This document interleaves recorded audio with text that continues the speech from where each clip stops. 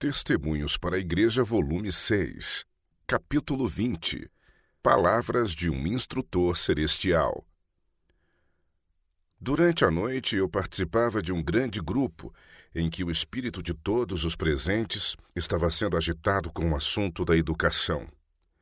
Muitos apresentavam objeções contra a mudança do tipo de educação há tanto tempo praticado. Alguém que tem sido nosso instrutor há muito tempo falava ao povo. Dizia: o assunto da educação deve interessar a todos os adventistas do sétimo dia.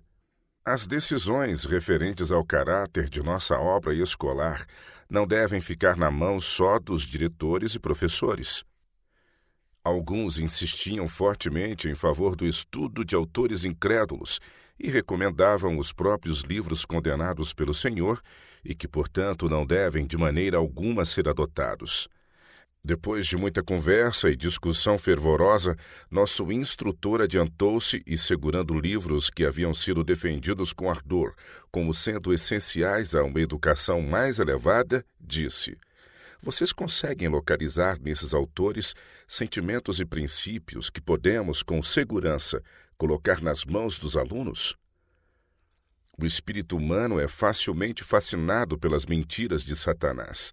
E estas obras produzem desinteresse pela contemplação da palavra de Deus, a qual, caso seja recebida e apreciada, assegurará a vida eterna ao que a recebe. Somos o fruto de nossos hábitos e devemos nos lembrar que os bons hábitos são bênçãos, tanto em seu efeito sobre o caráter, como em sua influência para o bem de outros.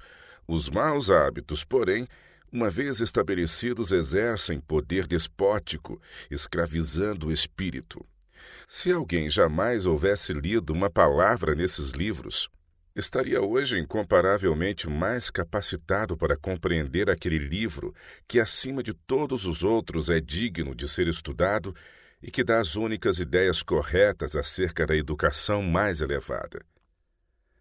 O fato de ter se tornado hábito introduzir esses autores como leitura obrigatória e que esse costume haja envelhecido pelos anos não é argumento suficiente em seu favor. O uso prolongado não recomenda necessariamente tais livros como livres de perigos ou essenciais.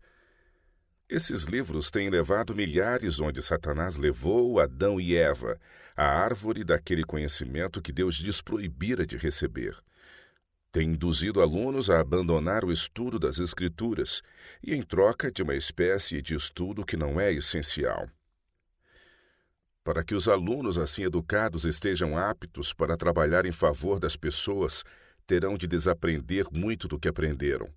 Verificarão que será um processo difícil, pois as ideias condenáveis já estarão arraigadas em seu espírito como as ervas ruins em um jardim, de modo que alguns jamais serão capazes de discernir entre o certo e o errado. O bem e o mal estarão mesclados em sua educação. Foram exaltados os homens para que os contemplassem, suas teorias glorificadas, de modo que, ao buscarem ensinar a outros, o pouco de verdade que podem repetir se acha entremeada de opiniões, ditos e feitos humanos. As palavras de homens que demonstram não possuir conhecimento prático de Cristo não devem ter lugar em nossas escolas. Servirão de obstáculo à verdadeira educação. Vocês possuem a palavra do Deus vivo e, pedindo, poderão receber o dom do Espírito Santo para tornar essa palavra um poder para os que creem e obedecem. A obra do Espírito Santo é guiar em toda a verdade. Quem depende de espírito, alma e coração da palavra do Deus vivo terá os canais de comunicação desobstruídos. O estudo profundo e sincero da palavra, sob a guia do Espírito Santo, proporcionará o fresco maná, e o mesmo Espírito tornará seu uso eficaz. Será recompensado o esforço feito pelos jovens a fim de lhes disciplinar a mente em busca de elevados e santos ideais. Os que se esforçam perseverantemente nesse sentido, aplicando à mente a tarefa de compreender a palavra de Deus, acham-se habilitados a ser colaboradores de Deus. O mundo reconhece como mestres alguns a quem o Senhor não pode recomendar como instrutores dignos de confiança. São pessoas que desdenham a Bíblia e recomendam as produções dos autores incrédulos como se contivessem os sentimentos que convém entretecer no caráter. O que se pode esperar dessa espécie de semeadura? No estudo desses livros objetáveis, a mente dos professores, juntamente com a dos alunos, vem a corromper-se e o inimigo semeia seu joio. Nem poderia ser de outro modo. Bebendo de uma fonte impura, introduzimos veneno no organismo. Os jovens inexperientes que são levados nessa direção de estudo recebem impressões que lhes dirigem os pensamentos a caminhos fatais à piedade. Jovens mandados a nossas escolas têm aprendido de livros considerados bons apenas porque eram usados e recomendados nas escolas seculares. Mas dessas escolas que seguem um padrão mundano, muitos alunos têm saído incrédulos em razão exatamente do estudo nesses livros. Por que não temos exaltado a palavra de Deus acima de toda a produção humana? Não seria suficiente manter-se achegado ao autor de toda a verdade? Não ficaríamos satisfeitos apenas com a água pura das correntes do Líbano? Deus possui fontes vivas com que refrigerar a alma sedenta e depósitos de precioso mantimento com que revigorar a espiritualidade.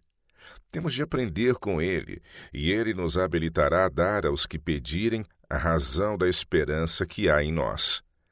Acaso estamos pensando que o melhor conhecimento daquilo que o Senhor disse terá efeito nocivo sobre professores e alunos? Fez-se silêncio na assembleia, e a convicção apoderou-se de cada coração.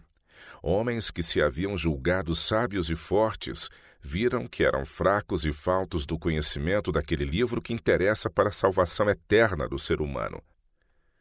O mensageiro de Deus tomou então das mãos de vários professores os livros que estavam usando como didáticos, alguns dos quais escritos por autores infiéis e continham sentimentos do mesmo gênero, e os colocou à parte, dizendo: nunca houve tempo em que o estudo desses livros trouxesse benefício ou para o presente ou vida futura e eterna. Por que encher as estantes de livros que afastam a mente de Cristo? Por que gastar dinheiro naquilo que não é pão? Cristo lhes pede: aprendei de mim, que sou manso e humilde de coração. É necessário se alimentar do pão da vida, que desceu do céu. É preciso ser diligente estudante das Santas Escrituras e beber da fonte viva. Absorver de Cristo em fervente oração. Dia a dia comer da carne e beber do sangue do Filho de Deus. Os autores humanos jamais poderão suprir a grande necessidade para este tempo, mas contemplando a Cristo, autor e consumador de nossa fé, seremos transformados à sua semelhança. Colocando a Bíblia nas mãos deles, continuou: vocês possuem pouco conhecimento deste livro. Não conhecem as Escrituras, nem o poder de Deus, nem entendem a profunda importância da mensagem a ser levada a um mundo que está morrendo. O passado mostra que tanto professores como alunos conhecem bem pouco das assombrosas verdades que são assuntos vivos para o tempo atual. Fosse a terceira mensagem angélica proclamada em todos os aspectos a muitos que ocupam posição de educadores, e não seria compreendida por eles. Se vocês possuíssem o conhecimento que provém de Deus, todo o ser proclamaria a verdade do Deus vivo ao mundo agonizante em ofensas e pecados. Mas livros e revistas que pouco encerram da verdade presente são exaltados, e os homens estão se considerando demasiado sábios para seguir uma assim diz o Senhor. O único verdadeiro Deus deve ser exaltado por todo professor em nossas escolas, mas muitas sentinelas se acham adormecidas. São como o cego que conduz outro cego. Todavia, o dia do Senhor continua se aproximando. Vem a passos furtivos como o ladrão, e encontrará desapercebidos todos os que não estão vigilantes. Quem entre nossos professores está alerta e como mordomo fiel da graça de Deus, dando à trombeta um sonido certo?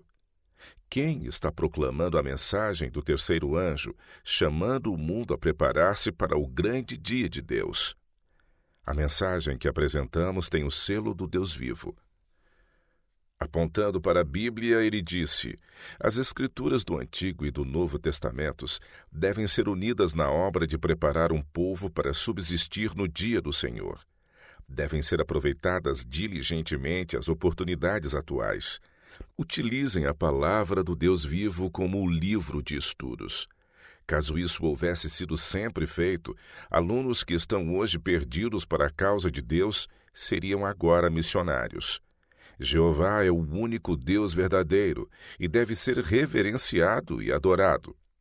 Os que respeitam as palavras de autores incrédulos e levam os alunos a considerar esses livros como essenciais em sua educação, diminuem sua fé em Deus.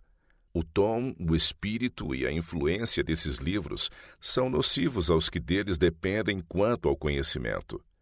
Tem-se exercido sobre os alunos influências que os levaram a desviar os olhos de Cristo, a luz do mundo, e os anjos maus se regozijam de que os que professam conhecer a Deus o neguem como ele tem sido negado em nossas escolas. O sol da justiça tem brilhado sobre a igreja para dissipar as trevas e chamar a atenção do povo de Deus para o preparo essencial aos que devem brilhar como luzes no mundo. Os que recebem essa luz irão compreendê-la. Os que não a recebem andarão em trevas, não sabendo em que tropeçam. A pessoa nunca se acha em segurança, a menos que esteja sob a guia divina. Então será conduzida a toda a verdade. A palavra de Cristo cairá com poder vivo sobre os corações obedientes, e mediante a aplicação da verdade divina, reproduzir-se-á a perfeita imagem de Deus e se dirá no céu: estais perfeitos nele. Colossenses capítulo 2, verso 10. Em caso algum, deve ser permitido que os alunos tenham tantos estudos que sejam impedidos de assistir aos cultos. Ninguém, a não ser aquele que criou o homem, pode efetuar uma mudança no coração humano. Somente Deus pode dar o crescimento. Cada professor deve compreender que precisa ser movido por agentes divinos. Julgamentos e ideias humanas, mesmo do mais experimentado, são passíveis de imperfeições e de faltas, e o frágil instrumento, sujeito aos próprios traços hereditários de caráter, precisa submeter-se à santificação do Espírito Santo diariamente, ou o eu assumirá as rédeas e procurará dirigir. No manso e humilde espírito de discípulo, todos os métodos, planos e ideias humanos devem ser levados a Deus para sua correção e aprovação. De outro modo, a incansável energia de Paulo ou a habilidosa lógica de Apolo serão impotentes para efetuar a conversão de homens.